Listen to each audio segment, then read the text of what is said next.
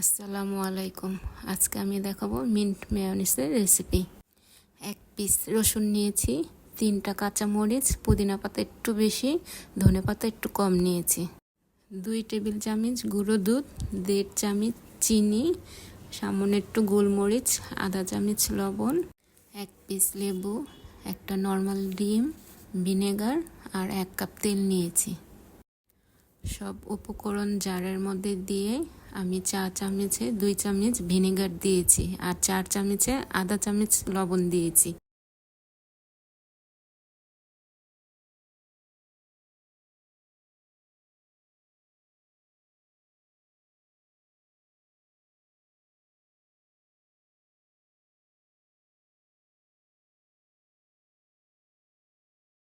আমি সব কিছু উপকরণ ভালো মতো ব্লেন্ড করে ঢাকনাটা খুলে অল্প অল্প করে তেল দিব, দিয়ে এটা ভালোভাবে ব্লেন্ড করতে থাকবো।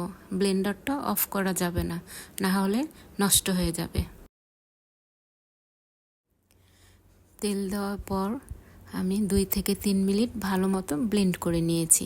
দেখতেই পাচ্ছেন আমার মেয়োনিজটা কত সুন্দর ঘন হয়ে গিয়েছে। ছোট বড় সকলেই এই মেয়োনিজটি খেতে পছন্দ করে। এরকম আরও রেসিপি পাওয়ার জন্য আমার চ্যানেলকে সাবস্ক্রাইব করে দেন।